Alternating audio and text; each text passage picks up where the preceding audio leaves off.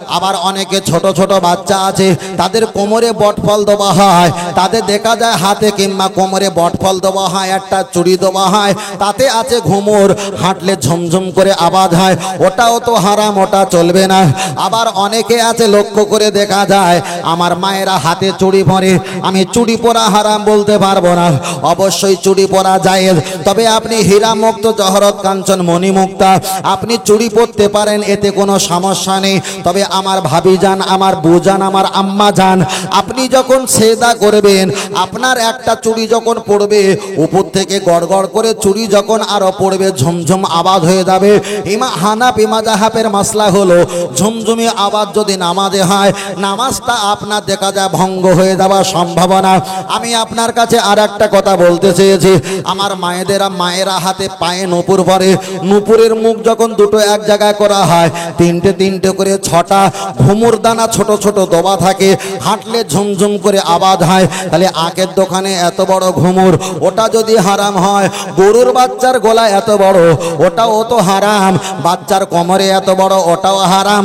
মায়েদের নূপুর পরবে, ওটা জায়েজ, তবে নূপুরের দুই মুখে যে দুটো ঘুমুর আছে, তিনটে তিনটে করে ছটা, ওটাও তো হারামের বাচ্চা হারাম। তবে নূপুর পরবে আমার মা চাচিরা, তবে ঘুমুরটা খুলে দেবে, কেন বাদ্যযন্ত্র আল্লাহ ইসলামে হারাম করে দিয়েছে। জোরে বলেন সুবহানাল্লাহ। কিছু বলেও আর প্রশ্ন করিস নি ভাই, 4:30 বাজে যায়। কি দিয়েছি? ও হো হো, তা কি আছে? ছেলেরা অল্প বয়সে বিয়ে করবে, মেয়েরাও অল্প বয়সে বিয়ে করবে। অল্প বয়সে বিয়ে করার পরে কচি কাঁচা হবে, আর কোলে কোলে টান টান টান টান টান করবে, কোনো সমস্যা নেই, ভালো। হাদিস শরীফে 3 রকম ব্যাখ্যা এসেছে বিয়ের ব্যাপারে। করকম ব্যাখ্যা এসে 3 রকম। কারোর জন্য বিয়ে করা ফরজ, কারোর জন্য বিয়ে করা নফল, কারোর জন্য বিয়ে করা মুস্তাহাব, কারোর জন্য বিয়ে করা হারাম। কথা বোঝাতে পারছি ভাই? একটু বলে নেই এটা। যারা চাচারা নেই থেকে নেই, ঠিক আছে আমি বলি না, ঠিক আছে। যাদের বিয়ে করা হারাম, কাদের বিয়ে করা হারাম? ওই ব্যক্তির বিয়ে করা হারাম যার শারীরিক আর দৈহিক কোনো ক্ষমতা নাই, তার বিয়ে করা হারাম। কেন? অপরের চোখের পানি টেনে নিয়ে আসা। দ্বিতীয় হলো বিয়ে করা হচ্ছে ফরজ। যে ভাই কাজে চলে যায় আর ভাবিকে শুধু খেদমত করে, মা একবার বলে সারাদিন আর ভাবি 90 বার বলে, অতিভক্ত, ওর বিয়ে করা ফরজ। আর বিয়ে করা মুস্তাহাব কার? আপনার বাপের একটাই ছেলে, আপনার বাপের একটাই ছেলে, অনেক সময় সম্পত্তি আছে, পাড়ার শত্রু ছেয়ে গেছে, ভর্তি হয়ে গেছে, সম্পত্তি লুট করবে কিংবা আপনাকে ক্ষতি করবে, আপনি তাড়াতাড়ি বিয়ে করে সন্তান নেন, মাকে খেদমত করার সুযোগ দেন, সন্তান নেওয়ার পরে আপনার সময় সম্পত্তি যাতে হেফাজত থাকে, আপনার পয়সাটা যেন দীঘার কোনো হোটেলে না যায়, তার জন্য বিয়ে করাটা ফরজ হয়ে যায়। কথা বোঝাতে পেরেছি? বিয়ে করবেন, তবে এই সময় তাড়াতাড়ি বিয়ে করাটা, এটা আমার ব্যক্তিগত মত হলো খুব ভালো। অন্য কারো ব্যক্তিগত মত খারাপ হতে পারে, সেটা সবার তো মত একই রকম নয়, তবে আমার ব্যক্তিগত মত হলো এই সময়টা খুব তাড়াতাড়ি বিয়ে করাটা ভালো, খুব ভালো। যারা বিয়ে করবে আমি তাদের জন্য দোয়া করি, তাড়াতাড়ি বিয়ে করবেন, কোনো সমস্যা নেই, বুঝলেন না? মাশাআল্লাহ মাশাআল্লাহ, বাহ, মোটর সাইকেলেও সাইকেলে চলে যাচ্ছে, আল্লাহ। এটা তাকবীর দেন, নারে তাকবীর। আর এটা জোরে বলেন নারে তাকবীর, আর এটা জোরে বলেন না নারে তাকবীর। তাহলে বিয়ের বিষয় বললাম। এবার একটুকুনি বলছি, কে আছে কে আছে? এখানে কেউ নেই। আমার সে চাচা কোথায় গো? আমার চাচা সেই একটা বসে আছে, দাদু ভাই বসে আছে। আমাদের বিয়ে পড়ায় কে?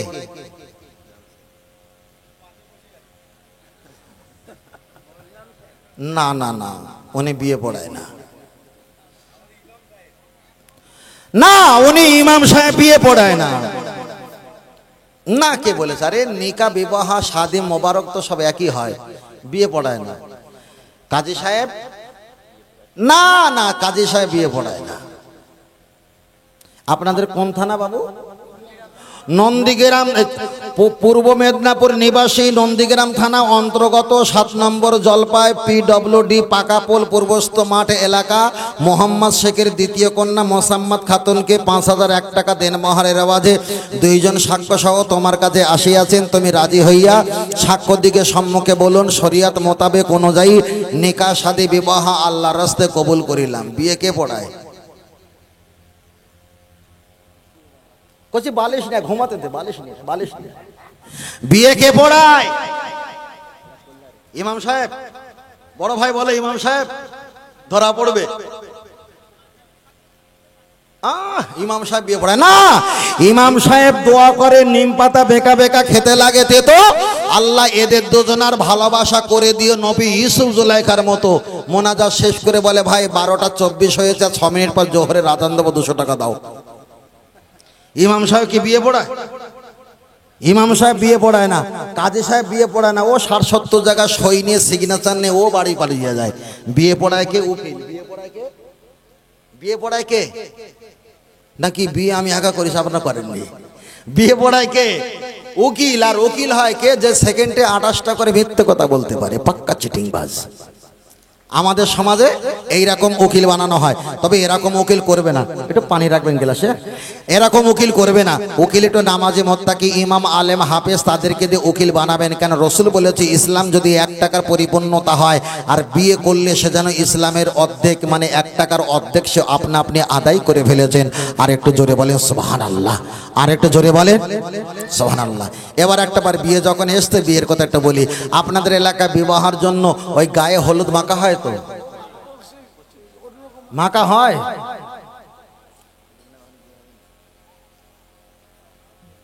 হলুদ মাখবে, হলুদ মাখবে, হলুদ মাখা ভালো। হলুদ মাখলে হায়াত বাড়ে, জিবরে আজরাইল বাড়িতে আসতে ভুলে যায়। হলুদ মাখা ভালো, ভালো না? হলুদ মাখাবে একটা ছেলের হলুদ মাখাচ্ছে এইরকম মোটা ভাবে।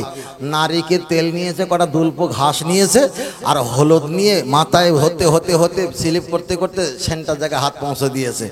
ভাবিকে বলছে, ভাবি কাজটা কি হলো? বলছে, আজকে যা হবে সব মেনে নিতে হবে। এর নাম হলো হলুদ মাখানো। কথা বোঝাতে পারিনি? এর নাম হলো হলুদ মাখানো। মাখা জায়েজ। শরীর চর্চা করার জন্য হলুদ মাখতে পারেন। সারা বছর হলুদ মাখতে দেখিনি, বিয়ের 3 দিন আগে থেকে সাদা গেঞ্জি কোনো লুঙ্গি কোনো হলুদ মাখাবে।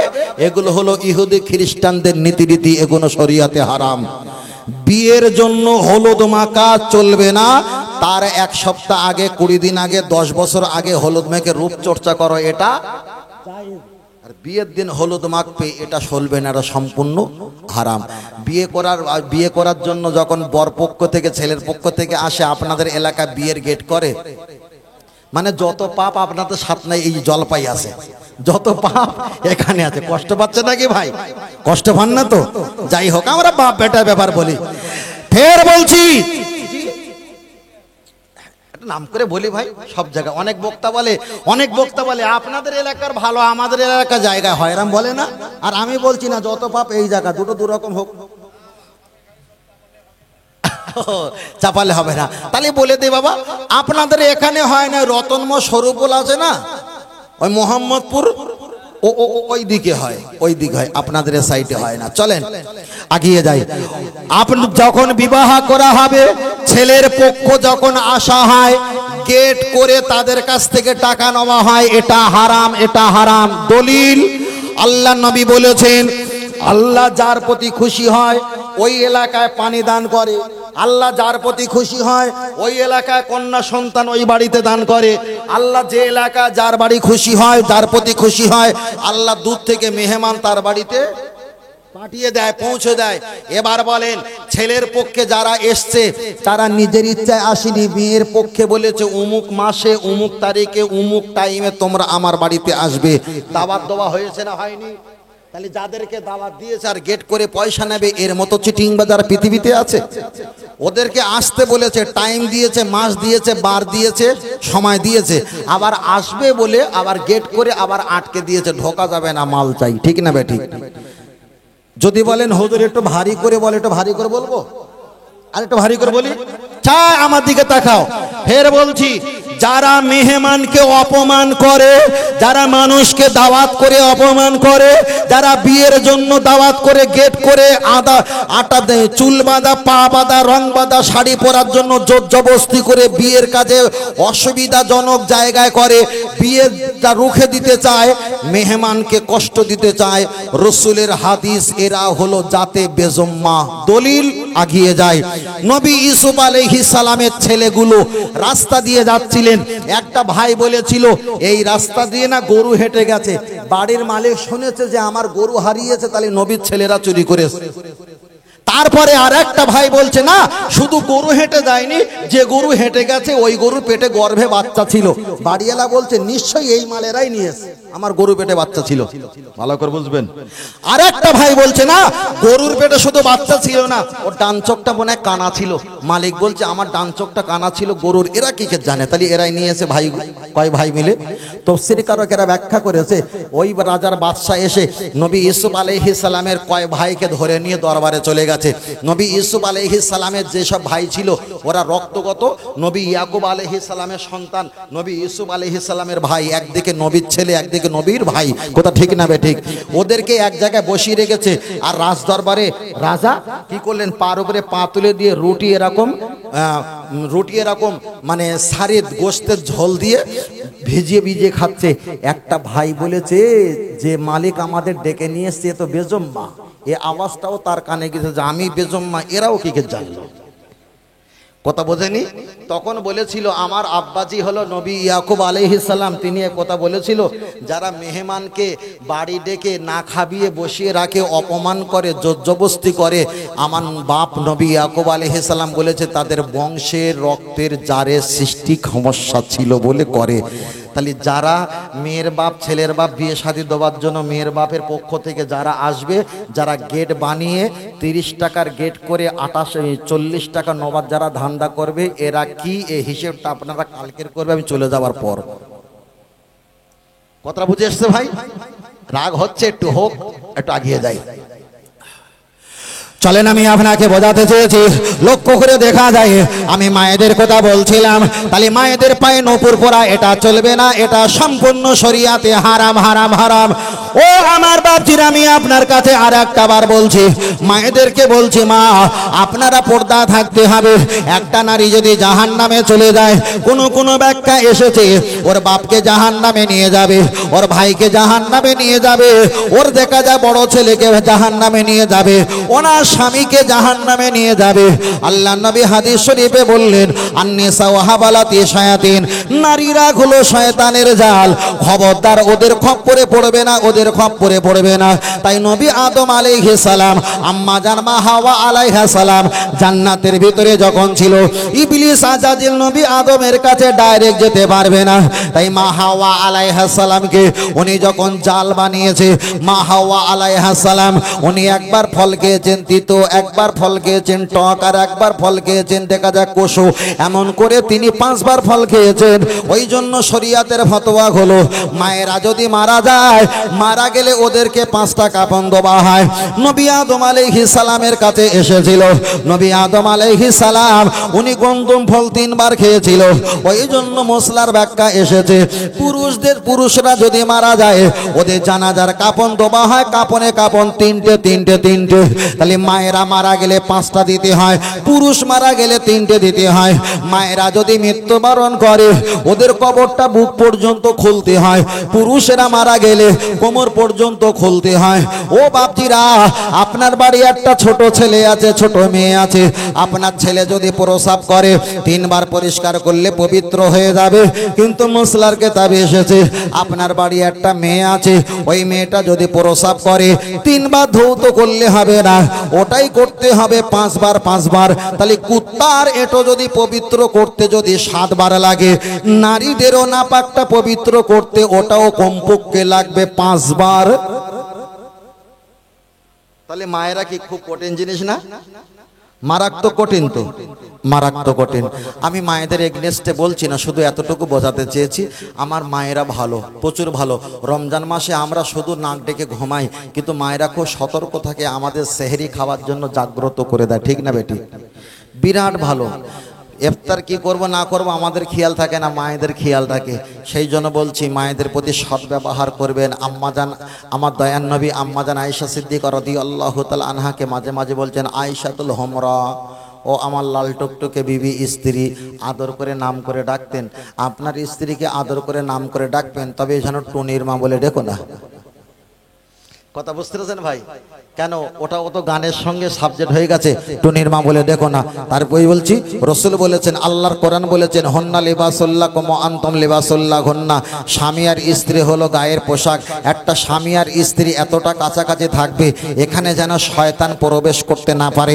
স্ত্রী যদি জাহান্নামী হয়, স্বামী যদি জান্নাতি হয়। কোনো ব্যাখ্যা এসেছে স্বামীর সুপারিশের কারণে আল্লাহ স্ত্রীটাকেও নাজাত দেওয়ার সম্ভাবনা আমার আল্লাহর কাছে আছে। আর একটু জোরে বলে সুবহানাল্লাহ। একটু তাকবীর দেন, নারে তাকবীর।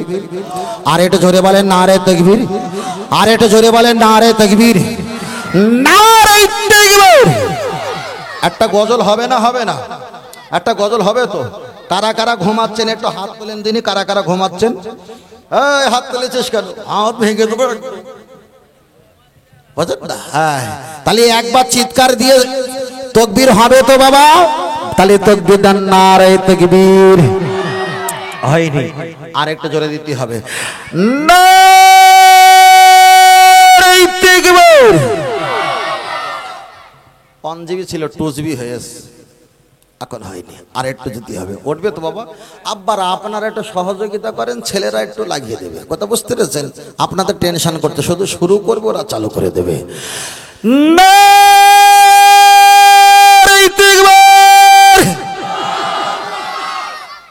মোটামুটি জোরে হয়েছে না? মাশাআল্লাহ মাশাআল্লাহ মাশাআল্লাহ। আজান কটায় বাবু? 7:30 আজান। ওহো মাশাআল্লাহ, তাহলে গজল হবে তো? মাশাআল্লাহ। বললো ইয়া রাসূলুল্লাহ ইয়া হাবিবাল্লাহ, আর জোরে জোরে ইয়া রাসূলুল্লাহ ইয়া। আহা, কি অবস্থা দেখো, একটু জোরে বলো না। বললো ইয়া রাসূলুল্লাহ, গোলাপ নীলম গাধা নীলম নীলম রজনী গন্ধা, মনের সুখে মালা গেতেছে সকাল থেকে সন্ধ্যা। তবে একবার দেখা দাও যদি ও গো কামলে আলা, একবার দেখা দাও যদি ও গো মদিনা আলা, হাসি মুখে পাঠাবো তোমায় হাজারে কি আমের নজরানা। বলো বলো বলো বলো ইয়া রাসূলুল্লাহ ইয়া হাবিবাল্লাহ, আর জোরে ইয়া রাসূলুল্লাহ। লাল ফুলকে পোষণ করি তুমি রংটি কোথায় পেলে, ওহদ ময়দানে নবীজির রক্ত লাল ছিল বলে। সুবহানাল্লাহ। আর এটা জোরে বলে, আর এটা জোরে বলেন। সাদা রঙকে পোষণ করি তুমি রংটি কোথায় পেলে, নূর নবীজির নূরানি দাঁত সাদা ছিল বলে। আর এটা জোরে বলেন সুবহানাল্লাহ। তাই লাল সাদার দোকান থেকে তুলে গেতেছি মালা, সুযোগ পেলে পাঠাবো তোমায় হাজারে কি আমের নজরানা। তবে একবার দেখা দাও যদি ও গো কামলে আলা, একবার দেখা দাও যদি ও গো মদিনা আলা, হাসি মুখে পাঠাবো তোমায় হাজারে কি আমের নজরানা। বলো বলো ইয়া রাসূলুল্লাহ, জোরে বলো ইয়া রাসূলুল্লাহ। হলুদ ফুলকে পোষণ করি তুমি রংটি কোথায় পেলে, মায়ার নবীর নূরানি চেহারা হলুদ ছিল বলে। আর একটু জোরে বলেন, আর একটু জোরে হবে না? সবুজ রঙকে প্রশ্ন করি তুমি রঙটি কোথায় পেলে? জান্নাতি হুরে নারীর পোশাক সবুজ থাকবে বলে। তাই হলুদ সাদা লাল সবুজের দোকান থেকে তুলে গেতেছে মালা। সুযোগ পেলে দাঁড়িয়ে পাঠাবো হাজার কি আমের নজরানা। তবে একবার দেখা দাও যদি ও গো কামলি ওয়ালা, একবার দেখা দাও যদি ও গো মদিনা ওয়ালা। হাসি মুখে পাঠাবো তোমায় হাজার কি আমের নজরানা। বলো বলো ইয়া রাসূল, আরো জোরে ইয়া রাসূল।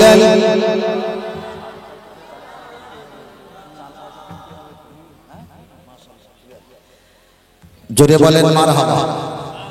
আর একটু জোরে বলেন মারহাবা। আর একটু জোরে হবে না মারহাবা? নারে তাকবীর। রাগ নেই কেন? রাগ নেই কেন? আর একবার তাকবীর দেন, নারে তাকবীর। ও আল্লাহর ওলি, তিনটে খলিফালে বসে আছো, তাকবীর নেই কেন? আমার বড় ভাই বলে আবার ব্যাজ ঝুলিয়েছে, আর ভাবি দেখে বলছে তুমি বিরাট ব্যাপার, বিরাট ব্যাপার, বুঝলেন না? মাশাআল্লাহ। তাহলে আর একবার তাকবীর দেন, নারে তাকবীর। আর একবার বলেন নারে তাকবীর। একবার জোরে তাকবীর হওয়া চাই। রাজি আছেন তো? কটা বাজে? কটা বাজে? রাজি আছেন তো ইনশাআল্লাহ? নারে তাকবীর। রাগ নেই, রাগ নেই, রাগ নেই। কত বোঝেন না? হ্যাঁ হ্যাঁ, রাগ নেই। কে বলছিল ফাটিয়ে দাও? কেটা বলছিল ফাটিয়ে দাও? কে বলছিল ফাটিয়ে? বেঁচে আছে নাকি? ও সে ফাটিয়ে দিয়ে চলে গেছে। হ্যাঁ, সে ফাটিয়ে দিয়ে চলে গেছে। হ্যাঁ, চলেন এবার বলেন, টিউ বাইরে থাকে না টায়ার বাইরে থাকে? টায়ার বাইরে থাকে, টিউ ভেতরে থাকে। টিউ যদি বলে, টিউ যদি বলে, টিউ যদি বলে আমি 30 বছর ধরে ভেতরে আছো, তুমি বাইরে আছো, কত কি দেখছো, আমার কি একটু দেখা হবে না? আমি একটু বাইরে যাব। ওকে যদি একটু বাইরে, যদি ভিতরে বা ভিতর থেকে যদি ফাঁকায় বার করা হয়, পিক আপ দিলে রাস্তা যা 3 কোনা কাঁকর লিক করে দেবে না? দেবে না? তালি হলো পুরুষ হলো টায়ার আর মহিলা হলো টিউ। ওরা আমাদের বুকে থাকবে হেফাজতে। ওরা যদি বার হয়েছে, ঈদের কেনাকাটা যদি একবার করতে গেছে, ফোন নাম্বার নিয়ে হোয়াটসঅ্যাপে শুধু লিক করা হবে। কথা বুঝতে পারেন? হয়তো খারাপ বলছি, ভের বলছি, ভাই আমাদের মায়েদের দিকে হেফাজত রাখবেন। কেন আমরা সে আবু বকর সিদ্দিককে হুজুরকে আর পাবো না, খাজা হুজুরকে পাবো না? কেন সেই রকম মা আমরা পাইনি, আমরা ওরাম ব্যক্তিরা পাবো না। আমাদের মা খারাপ, সন্তানও খারাপ, বুঝলেন না? আল্লাহ আমাদের সকলকে হেফাজত করেন, বলুন আমিন। আর এটা সকলে বলেন আল্লাহুম্মা আমিন। এ জলসা কত বছর চলছে বাবু? 6 বছর। কই কই কই কই এই লেখনি কেন? ও যাক, 6ম বছর এই জলসা হচ্ছে। এটা কি প্রতি বছরে এই সময় হয়? এই সময় হয়। তাহলে আগামী বছর জলসা চলবে কারা কারা? একটু হাত তুলে দেখান দিন দেখি বাবা। হাত তোলো। বড় ভাই হাত তোলেন না কেন? হাত তুলো। কারা কারা আগামী বছর জলসা হবে একটু হাত তুলে দেখাও। তাকবীর, নারে তাকবীর। আর একটু জোরে বলেন নারে তাকবীর। জলসা হবে না? হবে না? জলসা হবে। আর একটু জোরে বলেন, আর একটু জোরে বলেন হবে। তাবারক করে দেন। তাবারক। তাবারক কি বিরিয়ানি চাল না গ্রাম্য চাল? বিরিয়ানি চাল। 70-80 টাকা দামের মাল তো। ও বাবা রে, কিনকিন করছে, শুনে শুনে কিনকিন করছে। 100 বিরাট ব্যাপার। ও সর্বনাশ গো।